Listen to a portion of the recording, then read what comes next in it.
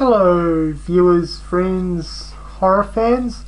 Welcome to my response video to AinesFearPath, or Randy.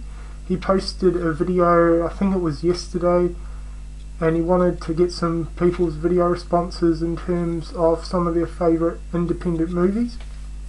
What he meant by independent is he didn't necessarily mean obscure or low budget. What he meant was just purely independent films that have come out in the horror genre, like sort of fresh original ideas, not sequels or anything. So looking at my collection, I've got quite a few which kind of surprised me.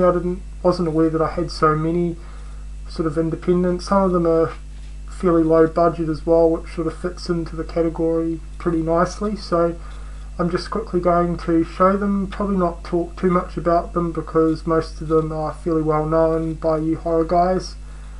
They're in no particular order, so let's get started. So the first one we have is Dead Alive or Brain Dead. This is a early Peter Jackson title. Got a great low budget feel to it, really gory. The next one is a more recent slasher flick called Satan's Little Helper. This is probably fairly underrated, I'd say. Certainly not the best horror movie out there, but it's really good. It's got that sort of low budget independent feel to it, and it feels a lot like the early 90s sort of kiddie horror movies, or not horror movies but like series like Eerie, Indiana, Goosebumps, that sort of thing. But yeah, highly recommend checking this one out. It's a lot of fun.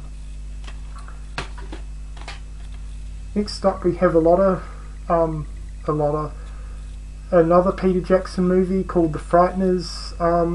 Again, this has sort of got a low budget feel to it, although it's got more of a bigger budget than Dead Alive had. But this is a great sort of supernatural ghost story with Michael Fox in it.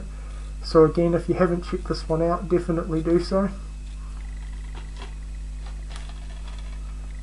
And the last Peter Jackson movie that I'm going to show is Bad Taste. This is probably the most low budget movie that I'm going to show in this video.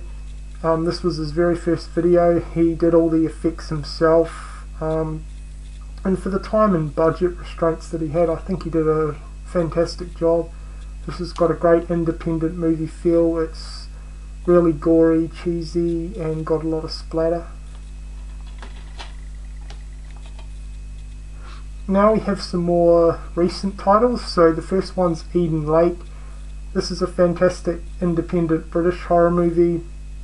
It's got a real sort of stalk and cat and mouse sort of hunter style feel to it, about a young couple who goes on vacation in a soon to be housing estate.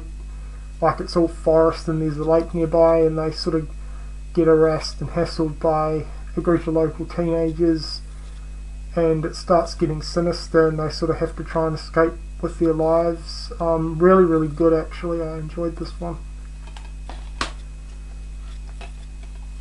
Next is what we have, what I classify as one of the best 80s throwbacks, and that's The House of the Devil.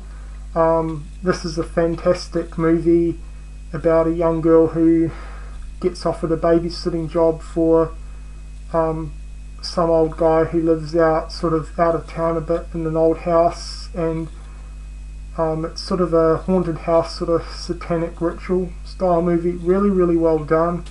As I said, great 80s throwback, and it doesn't rely too much on gore. It's got a more sort of creepy atmospheric feel to it, but this is a fantastic modern independent horror that I highly recommend. The next one is a fantastic Australian horror and a perfect independent movie, and that is Wolf Creek. This is actually based on a true story of a well-known serial killer called Ivan the Lat. But this is fantastic. I wouldn't necessarily say it's got a really low budget feel to it, but Yeah, it's sort of got that sort of simplistic independent feel to it, but this is a great film, and if you haven't checked it out, I highly recommend doing so. Definitely one of the best horror movies in terms of story and character development that I've ever seen. The next one is hands down my favourite modern slasher and an awesome throwback to 70s and 80s, and that's Switchblade Romance, or High Tension. This has got a fantastic independent slasher feel to it. Really well done, and I'd highly recommend checking this one out. I know the majority of you have probably already seen it, but if you haven't, great, and it's got a really sort of weird twisted ending as well. The next one is another really low budget horror or slasher flick, and it's really well done, and that is the 1979 release of Torschcrap. This is a fantastic independent horror movie from the 70s that I cannot recommend enough. It's sort of got a similar feel to the likes of the Texas Chainsaw Massacre, and it's even sort of got similarities to Psycho in it as well, but this is a fantastic sort of supernatural movie. There's mannequins involved, and really it's kind of like nothing else in the horror genre. There hasn't been too many movies that I've seen or can think of anyway that delve into sort of mannequins and stuff like that, so definitely one to check out. And the last one's got a fantastic sort of low budget and independent feel to it. I have no idea the budget on this movie, but it's certainly got a brilliant independent feel to it, and that's Dance of the Dead. This pretty much is the teenage equivalent to Shaun of the Dead, so if you're a fan of that movie, I'd definitely recommend checking it out. I know a few people have seen it here on YouTube, but in my opinion it's fairly underrated.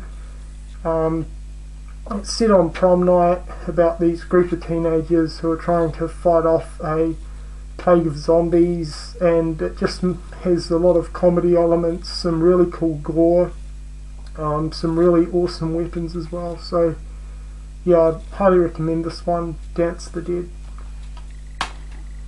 Well, that's it for this video. Hope you've enjoyed it, Randy, and I hope that what I've showed sort of has something to do with what you were expecting with video responses. But yeah, they're just a few titles I decided to pull from my collection that I classify as really good sort of independent horror movies. So guys, get your video responses happening, and if you haven't checked out Randy's channel, please do so. Awesome guy, and as always, rate and comment, and thanks for watching.